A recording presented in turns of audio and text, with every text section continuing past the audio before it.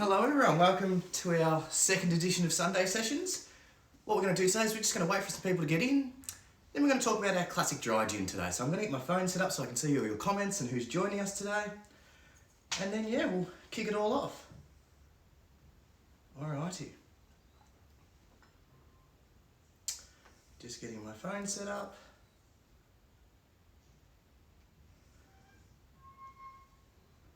And we are good to go. So welcome everyone, welcome to our second edition of Sunday Sessions. Got 9 people tuned in already, which is really cool. So today what we're going to be doing is we're going to be talking about our original product, our flagship, which is our classic dry, based on a London dry style of gin. So what we're going to do today is we're going to run you through 3 different cocktails, talk about our distillation process, a bit of history about a little bit of the gin and tonic, and a bit of a history about what is gin and what exactly is it as a spirit. Good to see everyone. Alrighty, so let's kick off. So our classic London Dry, it's the original product that we started with when McHenry Distillery was founded 10 years ago. It's a nice simple botanical field gin. So instead of being a lot of things like our Federation gin, we keep it to 5. So we have orange peel, cardamom, orris root, coriander seed, and lots of juniper and star anise. So we didn't want this one to be overly like New World botanically. We wanted to keep these to the basis of what the old London dry styles were. So this one's really cool. Super aniseed because you get that double hit with the star anise and the orris root. And the orris root binds all those botanicals together. So before I talk for too long, we're going to get straight into a classic cocktail. So we'll start off just with a gin and tonic. So what we're doing today is our classic dry with an Indian tonic from Fever Tree. So our good friends at Fever Tree, and we think that this really suits what a classic G&T is. You've got those big bold flavours with that nice quinine hit. Alrighty, so nice and simple.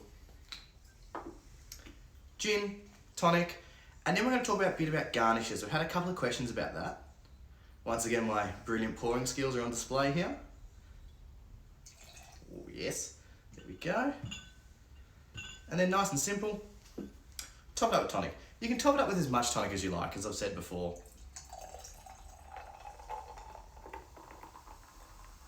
Now, for this one, what I'm going to do, I'm just going to put a little bit of lime in there. And then, our amazing distillery queen, Elise, she actually recommended we put a little bit of peppercorn on there. So what I'm going to do is just sprinkle a little bit of peppercorn. And that's really going to highlight those botanicals and bring out the star anise, the orris root, and that coriander seed. Coriander seed can be a bit scary to people because they're sort of associated with coriander. However, it tastes nothing like that. It's a beautiful little botanical. Alrighty. And that's our first cocktail done for the day, so I'm going to have a bit of a sip, run you through some notes, and then we'll get into some of the more technical side of things. Those peppercorns really do bring out those beautiful botanicals. That's really nice. I've never tried that before, so that was a really cool recommendation. Elise, yes, crushed peppercorn. That was a great recommendation, so. Oh, that was good. I really like that. So that's number 1 for the day. Now I get into some of my favourite talk, the nitty-gritty distillation processes. So what we do is we've got a 200 litre column still, or a coffee still, which is named after Anais coffee. What we do with that is we get our pure grain spirit in. So that's about 96% alcohol. What we then do is we temper that back down to 50%. We put that into the still, or the dragon as the Beals like to call it, and we put our botanicals in there. So what we do is we get big tea bags. We put all the 5 botanicals plus the juniper in there, let that steep overnight. So you sort of like a cup of tea, you want it to just infuse. And then what we do at about 6 o'clock in the morning, or maybe they just made me get up at 6 o'clock in the morning to do it, is we turn the still on. And what then that does is to create the distillation process. So all those vapours with the infused comes up through the still. And what this still is, it's a column still. So as you go up the column, there's copper plates. And what those copper plates do is purify the spirit. So it goes up through the little column plates, through the next column plates. We have 6 of them. Goes up into the line arm, and then down into the condenser, and it condenses that air into a liquid, or it's a gas actually, and then that comes out still at about 80% alcohol. What we then do is we temper that down with our natural spring water to about 40%, which is our bottling strength. And then from there we get our classic London Dry, or classic dry gin. And then that forms the base of nearly every other gin we produce at McHenry Distillery. It's the base of the slow gin, it's the base of the butterfly, it does form the base of the Christmas, the barrel, and the damson, and the summer gin. The only one that's really different is the Federation, and the Navy Strength, which is a bit of a surprise, is actually different. Instead of using the orange peel, we actually use Lumi limes, which are a type of Middle Eastern dried limes. They're these black aromatic limes. And what we do for the Navy Strength is we find that gives it a bigger, punchier note. So when you have those nice long finishes due to it being a lot higher in percent, it draws out those flavours. So that's really our process of how we make it. And that's probably enough of me talking. Grant and Graffa, good to see you, mate. I've got my little limoncello here from Applewood, so we're going to make a tasty little drink with that. That's going to be our last one because it's a personal favourite of mine. All right, let's get to some comments and then I'll get into our second drink. Good to see so many people today. We've got, all my friends are here, which is good. Jackie, Jared, Plumber, Jops, Whiskey Holic, your little labels being sent out this week. Bathtub Gin Co. Definitely go check out Bathtub Gin Co. They've got a great selection of gins. Whiskey Girl Collection, Secret Garden Gin. Hey guys. Prohibition Liquor. Definitely check out Prohibition Liquor. They're a great little distillery out of South Australia. They're doing some really cool things. Beckett List, Fossies. Good to see you, Beckett List. Alrighty, now we're going to get into I've made up this little drink, and for people who know me, I'm not a bartender, but I was lucky enough to spend a lot of time in Italy. I was on exchange there, and I drank a lot of spritz. And then I found this one bar, and they had an elderflower gin Aperol spritz, and that speaks to my heart. Sparkling wine, elderflower gin in a spritz, can't go wrong. So this is called a Veronese vacation, a homage to my time in Verona. So to the guys in Verona and all of Italy, to my friends and my family over there, hope you're all safe. To our importer over there, Matteo, and one of our good friends, Agostino, ciao, and stay safe. So yes, let's get started. So this one, what we're going to do is 30 ml of gin straight in. Once again, my pouring skills.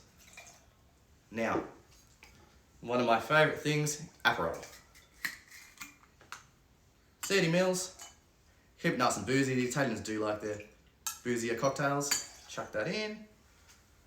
And then, what we're going to do, instead of using soda water, we're going to use the elderflower tonic today. If you do have like a Saint Germain elderflower liqueur, you can substitute that in and then just put in your soda water. But today we're going to use a nice little Prosecco from Brown Brothers. Bit of a shout out to those guys. So just top that off. And then we're going to just top that off with our elderflower tonic. Fun bottle opener. I really do like this elderflower tonic.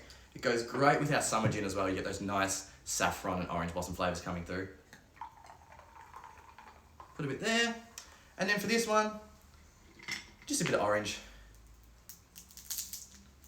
I've got my dehydrated oranges today, which are extremely hard to break. So what we're going to do is just change that over. Put that in. Give it a bit of a stir. At least we need to get you some spouts. Yes, I do have them, but I like to look fancy on the live stream, so as my bartending skills are on display. So that's my Veronese vacation, a little tribute to my time in Verona and to good spirits to everyone over there in these tough times. So let's have a bit of a taste. Oh, that's nice. You get those beautiful Aperol notes. I love sparkling wines. I love gin, sparkling wine. Last week we did the slow and sparkling. This week we went on for the classic. And that elderflower gives it those beautiful floral notes and really does bring out your star anise and the orris. And I think this may be my favourite for today so far. Oh, that's beautiful. That's really, really nice. Regards from Colombia. Good to see you. Good to see you again. Prohibition Liquor, cheers. Mountainslide Distilling Co. It's good to see some comments coming through. Good to see everyone. My other friend Jackie, good to see you guys. They're all commenting away over there. And at any point, send through any questions. We want to keep these nice and relaxed. Sort of just talk about our gins, talk about who we are at McHenry Distillery. Yeah. I'm going to have another sip of our G&T. I might talk a little bit about gin and tonics. I really like gin and tonics. They're probably, being one of the younger ones in our gin industry, I do like martinis, and we're going to touch on that in our Navy Strength episode. But I think at the moment I still quite like that sweetness of a gin and tonic, especially using a fever tree tonic to get a little bit more sweetness, and that really does appeal to me. I do love a good martini. The guys at Gin Palace probably make one of the best in Melbourne, so definitely go and visit them once this is all over. But for me, I do love that gin and tonic, and I love the story behind it when you go back to the British imperialists in India and the fact that they were using the quinine to sort of fight off malaria, and that the fact that they were using that with the gin. And Applewood Distillery did a great live stream, so I can't sum it up as well as them, so definitely go and check theirs out. They went into the whole history of what quinine is and how new medicines, and the fact that quinine is actually quite toxic, so nowadays there's a very little amount in them, but it does give that beautiful taste. I could sit on these all afternoon. They're a great summer drink, but even today in Melbourne, we're a little bit colder, but it's still, because you've got that warmth coming from the spirit, it's just a beautiful little drink. Beautiful, lovely. Fever Tree Australia, good to see you guys. We love your stuff. I think we're gonna do some butterfly and aromatic tonic next week, so that's gonna be really cool to see. Good to see you watching Whiskey. I didn't answer your question on our Wednesday live stream, so I want to say sorry to that, but I am checking all our comments today. Alrighty. Might have a little bit more of this one before I tell you what really is gin and sort of where did it come from. I'm just going to do a brief summary today because being the spirits nerd I am, I could talk for hours, and we still want to keep this into that nice little 20-minute time slot. So gin. It's basically a distilled spirit, and then you infuse it with other spirits, and it must contain juniper. That's really one of the basic explanations of what gin is. Some people describe it as a flavoured vodka. I'd say probably not. I'd say it's more a flavoured neutral spirit. Then you put in your juniper, and then you put in whatever botanicals you like. And I love seeing what Australian distilleries especially putting into their gins these days. I really like the new Four Pillars gin that they've done with the Kyoto distillery. They've got that yuzu in there. I think they've got some matcha in there too. Before I go on to this, what do we make our base spirit from? So it's grain. Great question, Elise. So we use a rectified grain spirit. So we get it from Queensland. It's Manildra and Wilma. They're big grain distilleries. So they've got massive column stills, and they can produce a high quality neutral spirit that then you can flavour yourself. And that's what the majority of Australian distilleries use as their base spirit for gins. What then we do is we get our botanical base and then we add it to there. So as I said before, we'll bring that 96% spirit down to 50. We'll put that into the still, and then we run our botanicals through there. And that's really the process of how we make gin. For our Federation gin, we do it a little bit differently. Instead of distilling everything together, we actually single distill every single botanical. So that one takes a little bit longer because we are doing 7 separate distillations of all our Australian botanicals. Whereas this one, we can make it in a day, we can bottle it, and we can get it out to you tomorrow. And that's another good segue into, we are still open for our bottle sales online. So definitely, if you are looking for bottles, support directly through us and we will get that out. So yeah, buy off our website, everything's available at the moment. We'll even put some special releases, our charity edition bottles, and I think even a honey vodka's up there at the moment too, which is really cool. Gonna have a bit more of a sip. That elderflower tonic really does bring out some of those beautiful notes. I like the dehydrated orange in there as well. I didn't have any fresh orange at home, but that will give it a bit more of a livelier, spritzier sort of thing. Good question. Where do we source our juniper from? So our juniper comes from France, the Netherlands, and Germany. So you can get your juniper. We do have a little bit of juniper growing at the moment, but it's still in its very early stages. And the first sort of batch of juniper we actually grew got eaten by all the wallabies down there. So the wallabies and the wombats got into our little botanical garden and ate everything. Now we've fenced that off, so now we're growing our second batch of juniper. There are some Australian distilleries using juniper sourced in South Australia, and that's really cool to see.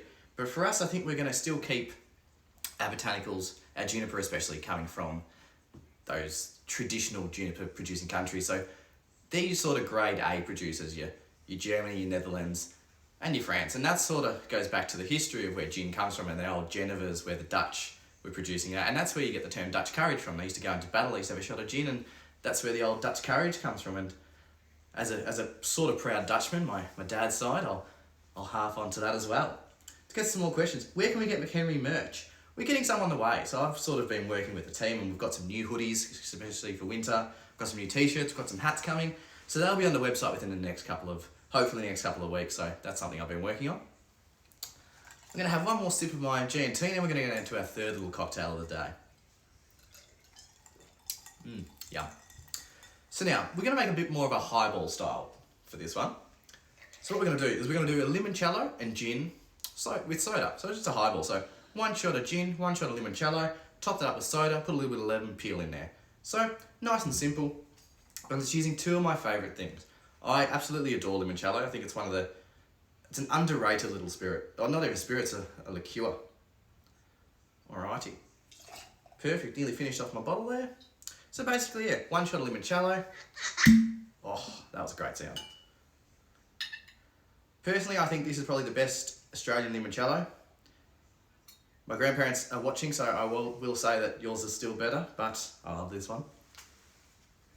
So yeah, really creamy this one. You get those beautiful citrusy notes, and I really love even what they're doing with their orangello and their espressocello, which is really cool. This is nice and simple. Soda water, top it up, and you're good to go. Using our soda water from from Schweppes again today. Yum. This one, we're just going to use a bit of lemon peel. Twist that in, sort of do your fancy bartender stuff. I might put a few more in there because I cut a few. Give it a little bit of a stir up. Lovely. And this is a great little, it sort of reminds me of the Amalfi Coast just already. Oh, that's beautiful. You get those beautiful, creamy, rich. It's almost like a vanilla note coming through from the limoncello. And then just that nice dry gin, you've got those beautiful, you lose a lot of those aniseedy notes, but I think you get those cardamom and the orris root really binds it together. And the orange peel really works well with the double citrus. I think that's a winner. I'd never made this one before. I was sort of thinking, what Australian things can I put together? Especially for what people have at home. That's what we sort of want to do with these. I'm not the greatest at making cocktails, so I thought, what can I make for people who are stuck at home at the moment with things you've got lying around the house? So a lot of people do have a limoncello, an Aperol, a classic dry gin of some sort. And this is great. Summer days, I think this will be perfect, but because you've got that creaminess from the limoncello, I think it will be a great little wintry drink. Yum. I'll check a little bit of comments and then ask anything away, and I'll probably wrap things up for this afternoon. Just check my comments. Whiskey and Sound, good to see you, John. Good to see you, Dieter. Love limoncello. Yeah, limoncello's a great drink. I think we should see a lot more of it in cocktails. I love a limoncello fizz. There's so many things you can do with it. As with gin, it works really well. And it's really cool to make your own at home. It's sort of just really, it's quite simple, just a spirit, lemons. I can't really tell the exact recipe because it's a family secret, but I really love it. As you can tell, I've rambled on about it for the last 3-4 minutes. You should do warm drinks for the winter, yes. I think, well, Lisa and I are going to work on this. We're going to do a whole episode, I reckon, on mulled drinks, especially like mulled cider with a shot of sloe, damson. I think damson and wine, like a nice mulled wine. We were originally planning for this year to do a Slow in the Snow campaign, but we'll see how things go later in the year. So that would have been really cool to go up to Falls and Threadbow and do Slow in the Snow, Slow on its own, Slow in mulled wines. And there's so many potential for that. I really love it. At Dark Mofa last year, we actually did a warm slow, and that was beautiful. You get those nice cherry notes coming through, and even in hot chocolate, a slow or a damson, a shot into a nice creamy rich hot chocolate, it's beautiful. We'll go through some more questions. Can you put gin in the freezer? Yes, you can. Because it is a spirit and it's above that 40% mark, the limoncello here, that sits about, I think, 30% alcohol, and as you can see, that hasn't frozen. So of course you can put gin in the fridge. I really like gin in the fridge because then you can and the freezer especially, because then you can just grab it out. It's really fresh and cold. It's great on its own then, because you do lose a lot of that heat coming through. So yes, for sure you can put gin in the freezer. Nice gin chat now for whiskey. Yes, Whiskey Wednesdays, we're doing that again. So barrel 20 this week, which is my little baby I got to work on. So that'll be 3 p.m. on Wednesday night for Whiskey Wednesdays. Anything special in the works currently? We do. We've got a little bit of a rosemary distillate we're trying to work on at the moment, and we also have a cherry gin. So they're sort of things we're going to work on over the winter, especially now things are a bit quieter. So I might even showcase those on Whiskey Wednesday or next Sunday, sort of bring out the rosemary distillate. At the moment that sits about 78% alcohol. It's beautiful. We thought we could even put it with lamb. It's got those beautiful rosemary notes, and I love rosemary. Another question, do you have a drink which uses banana? As I have a few of them. Yes, we actually can do that. I think what we can do is, I know Lockie from Whiskey and Owen, he makes a banana soda, so we might get him on for an episode. He does a really good one with the Archimite, so I think we can definitely do something. I reckon a barrel-aged gin and a banana soda. We'll see how that goes. It's a bit of an experiment, but we can definitely do that. How long did it take for the team to finalise gin formulations? It took about 26 goes.